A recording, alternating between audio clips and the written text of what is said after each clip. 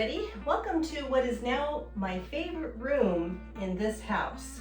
It's the freeze dryer room. This has been such a great purchase. I've said before, my only regret is we didn't do it sooner, but they are quite expensive, and I just count our blessings that we were able to get one.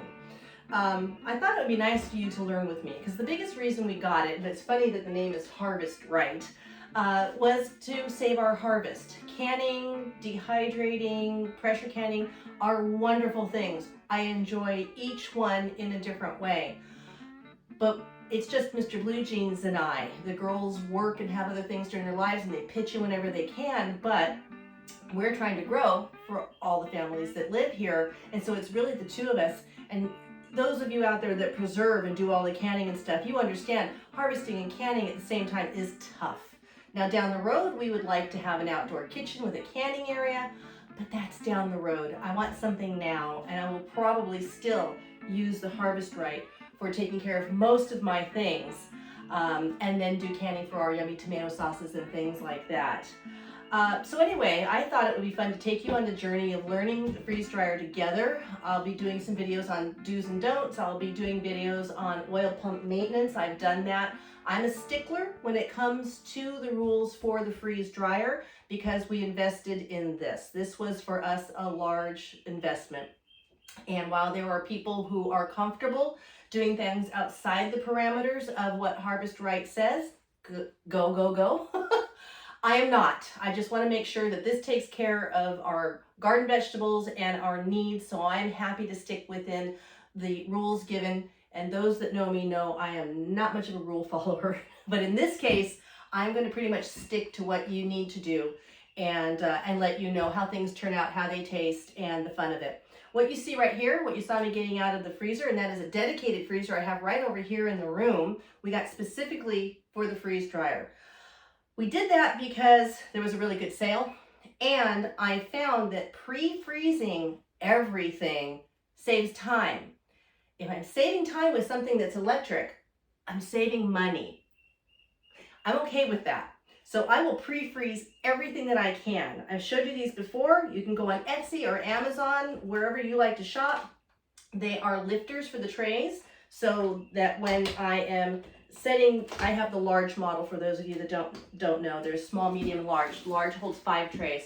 When I'm setting the trays in, I don't have to layer them on top of each other and have things stick to one another. I can go ahead and have it supported. So this is pre-shredded cheese. Why? It's quick and easy. I didn't have to shred it. I suppose if I got a great deal on block cheese, I would have had a cheese party and we would have sat around shredding cheese. But this one was just already done, and I'm trying to just get things done quick and easy. It was a 5-pound bag. I measured it out. You don't have to do this. I used my scale and measured a pound for each tray. Basically, rule of thumb is keep it even. Don't go over the top of the tray having things stick up.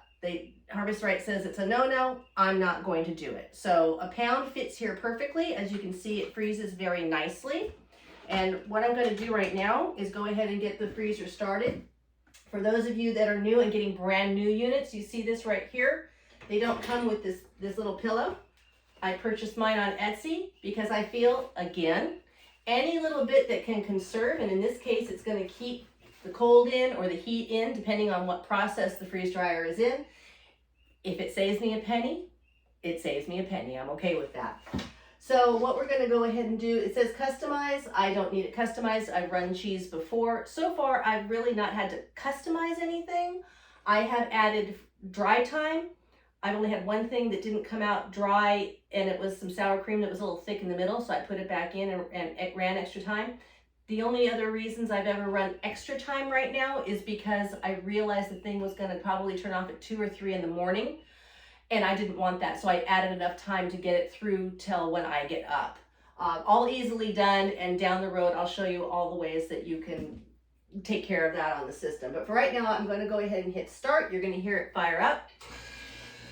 Sounds just like any refrigerator motor starting up. There you go.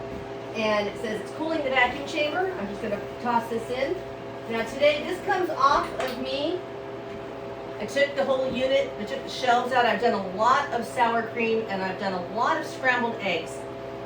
When you're freeze drying things and it takes it from the freezing the water state and then pulling the water out and drying, you get particles. It makes sense because sour cream turns to powder, eggs turn to powder, everything kind of gets powdered. So you get particles on the shelves. What you want to do is make sure that every so often you pull out the shelf, which comes out. It's a little clunky, but it comes out. I don't detach the cord. It is attached to a cord. It fits right here on my tabletop, right in front. And I just take lukewarm water. I haven't had to use soap. I haven't had any spills yet. And I wipe it in and out. You need to be careful. It's a little difficult. It's thin. Do the best you can. But I want to make sure I don't have any particles. Then I wipe the drum out and get rid of anything that could get stuck somewhere. There is a little plug in there. I don't want particles getting inside the fittings, perhaps throw something off. Like I said, I am desperately trying to make sure that this runs for a lifetime and I have no problems. It's like a car. If you don't change the oil, you're eventually going to have a problem. If you don't drink water as a human, you're eventually going to have a problem. So I'm taking care of this as I would take care of myself or one of our vehicles. So it's going to cooling the vacuum chamber. When that's done, it's going to tell me to shut the airlock over here, which I will do, and then I'm going to go ahead and load the cheese. I have run cheese before. Those of you who have seen a couple of freeze-dry videos I've done, you've seen that I keep a book. I keep a book for dehydrating, and now I'm keeping the same book for freeze-drying. And again, we're going to learn different things together as the harvest comes in. I've done cheese. Cheese for meat runs anywhere between 13 to 15 hours. It's humid where we live. We do have, this house is air conditioned, so this unit's staying here. Our house is going to be solar. There's no way I can run this. So it will at least have some kind of temperature balanced environment to run. So it's not a garage, it's not a basement. Everybody has them in different places. Your numbers could vary. It depends. You're gonna hear a lot of "it depends" throughout this series. So with it being more humid, I'm curious if my 13 to 15 hours will increase because I was running these couple of batches ran fall and winter. We are now end of spring, beginning of summer. So I'm not sure what's going to happen, but we're going to find out. So what we're going to do is we're going to go ahead and let this cool down. I'm going to load it up. I'll show you that. And then we will come back and I'll show you the finished project. Okay, so we are at load food in the freeze dryer. It reminds you to close the drain valve, which is great. I love the reminders. I did leave the drain valve open once, scared myself to death, shut it down, cleaned out the pump. I just wanted to make sure nothing was wrong, and I'd had good success, but that scared me. It was late at night and I wasn't thinking, so I made sure to read everything and follow along. So I'm going to do that now. I'm going to shut the drain valve, which is over here. All right, my drain valve goes into a 5-gallon bucket that I have down here on the floor. So I'm going to go ahead and open it up. And it also reminds you, don't put frozen with non-frozen because, well, something's going to register as done and, you know, it may not be done. So I keep my foods the same. You may have spied a little bit of green over here. I've got some garden celery that I'm going to be putting in the freezer. And as I said, the whole purpose for us getting this unit was for doing the garden harvest. So these just go right in the sink to get washed. So I'm going to be starting with some celery and probably some other green herbal item coming from our garden. I know I've got some fennel ready. I didn't want to mix it with the cheese because you can get transference of flavor, and I didn't think celery cheese sounded very good, but you know, you might like it. So why so much cheese? Well, we eat a lot of cheese. We do. We love our cheese. Cheese powder. You can put it on French fries or popcorn, or you know we're really big on doing that kind of thing, right? So French fries or popcorn or what else? Oh, I did have a fifth tray here. Well, you know, welcome to the world. I didn't realize I had a fifth tray down here. use it for your macaroni and cheese. I mean, you want to talk about that packet stuff you get at the store. Why buy the packet stuff when you can make your own? You've got the powder, do it. Add it to soups or stews, sprinkle it on top of bread when you're baking bread. I mean, the sky's the limit. You're going to hear me say that a lot, but let's face it. Things that are powdered that you can throw into other stuff to add flavor or texture or what have you, I'm all for more flavor. And as I said, we're big cheese lovers. I'm looking forward to doing some shredded Parmesan and turning it into powder. I can't wait for that. So all I got to do is hit continue, and it says freezing. Now, I typically start my cheese, because I know how long it runs, about 3 or 4 in the afternoon, so I'm good for when I need to get up in the morning. I know it's going to be ready. And then what we'll do tomorrow morning is we will go ahead and package it together. This is for long term. For short term, I do mason jars and things like that I vacuum seal. I'll have another whole video on that. But like I said, I thought it'd be kind of fun for us to kind of walk together, learn how this works, find out the mistakes. Yes, I've done candy. I didn't buy it for that, so I will every once in a while for fun. I did a Jell-O video if you guys are interested in Jell-O. Not my favorite thing, but the kids liked it, the grandkids liked it, so that was good. It was a nice treat. Would I do it again? No, not really. I did like the Skittles though, so I'll probably do another run of Skittles. And I've got some other things too that are fun. But by and large, we'll probably be doing like 9 or 10 to 1. Vegetables and garden harvest, meats, leftovers, and then a candy for fun. And then back to the real important stuff. But you know, you gotta have fun in life too. So let's get to having this take over. I'm gonna go make some dinner. I'm making croutons right now out of some homemade bread that got a little stale. And we'll come back tomorrow. I'll show you the finished product and we'll bag it. So our process is done. I ended up having to kick on some extra time because it was done a little earlier than usual. It was done at 12 hours and I was still asleep until I had to get up and kick up the process time a little bit. I left it running because I wanted you to hear the little timer that goes off. It's very quiet. It's just like a little chime or a little chirp, really. So what we need to do next is open the drain valve, which is over here on the side, and you're going to hear the release of air. You can't open the unit until you release the valve because the vacuum has sucked it shut. You'll see a nice squishy ring. This ring is made of rubber, and you'll see a nice squish on it like you're pressing your nose up against a storefront looking at that thing you'd really like to have. And that's a good sign of the fact that you've got good vacuum. But there's no way you're going to open the door without releasing the valve. So you turn the valve to horizontal. It's going into a 5-gallon bucket, and what's going to happen is it defrosts. All of the ice that's built up inside of the unit will go into the bucket, and then you dump the bucket outside. Do not reuse that water. So now it's open. Now we check. I don't shut the system down until I check for doneness. What does that mean? All right. So what's happened is you've gone from the sublimation of where it takes your product and it freezes it so much that the water is solid, and then it heats and pulls the water out, which is why it's frozen around the side here. I'm not a scientist. I'm giving you the basics of what I know.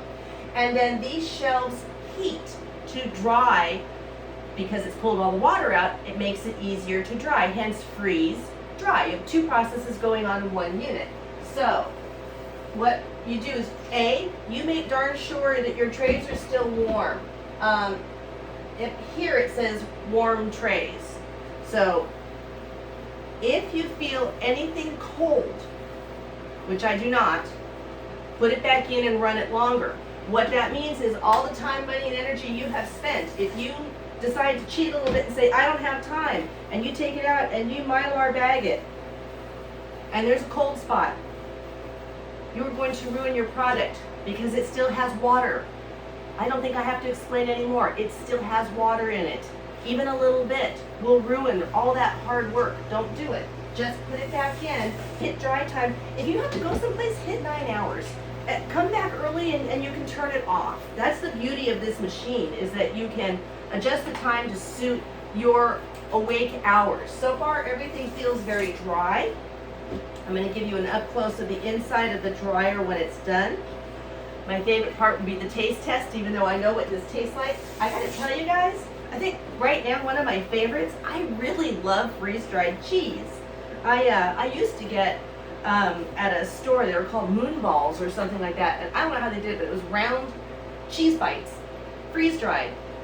You either love them or you hate them. I loved them, and now I don't have to do it. Obviously, it's going to be a different shape, but I don't care. It's the same texture and mouthfeel, and I never knew that I'd really enjoy freeze-dried food as much as I do. I love the crunch of things that really aren't supposed to be crunchy. Okay, so we are good. I can shut the machine down. Now, here's where you have more choices. Don't you love it? You can hit no defrost, more dry time, or defrost. I have hit defrost in the past. What it does is it warms up the elements and it defrosts the ice in the barrel here. I timed it. I got about a 10-minute difference between no defrost, which means no energy and just keeping the door open, or defrost.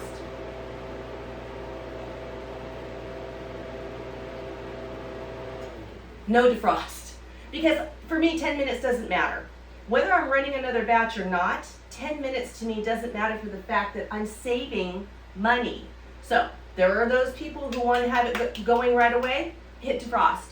But for my purposes, I'm fine with waiting. It doesn't matter to me. So let's take a look inside the barrel. You can see the rings around the barrel of the ice. What's nice is it's even. So I know my machine's working well. I'd like to say that I feel that it's due to the fact that I take extremely good care of it. I don't want anything to happen. As I said, I clean the shelves after so many processes. I'm not giving you a number because everybody does different stuff. But if I have things like I had mentioned sour cream or eggs or things that are going to get very powdery, the cheese does not get powdery, see it holds its form. I'm more apt to clean the machine between those, running those kinds of things than, let's say, ham steaks or broccoli or onions, which are chunky and not going to release as much into the interior atmosphere and stick to my shelving unit. So just be sure, clean rag, I just use clean water, I don't even use soap, haven't had to yet, you can, and clean that out to keep it nice and neat inside.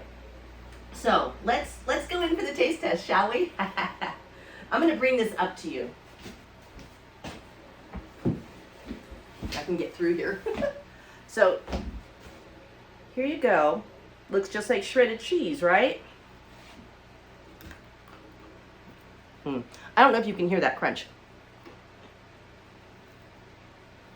Okay, I could do this all day long. So we're going to do a reconstitution test with this. My guess is it's not going to reconstitute very well. However, I didn't freeze dry this to reconstitute it. I can eat just like this on the road if I need to. And I am taking a trip today, getting the tile for our shower in the farmhouse. Maybe I'll take some cheese with me. But I think there are some things that aren't going to reconstitute well. And I think this is one of them. But heck, I think crunchy like this would be amazing in a taco. Even if you just put it over the ground beef, just the warmth of it should melt it a little bit. But I don't feel, and this is me guessing because we're going to do this together, I don't feel this is going to turn into the product that it once was. But again, that's okay, because I could eat the whole tray. Why don't you guys come over and help me? So I want to show you a little something back here. This is my freeze-dry bucket. I kind of put all the things that I use a lot in one place. It makes it easier. I like to be able to just grab and go. So, of course, what we do from here is we bag it. I'm going to show you that. But I've got, like, this holds my little stands for the racks. I've got scissors. I've got marking tools. My little stands are in the wash right now.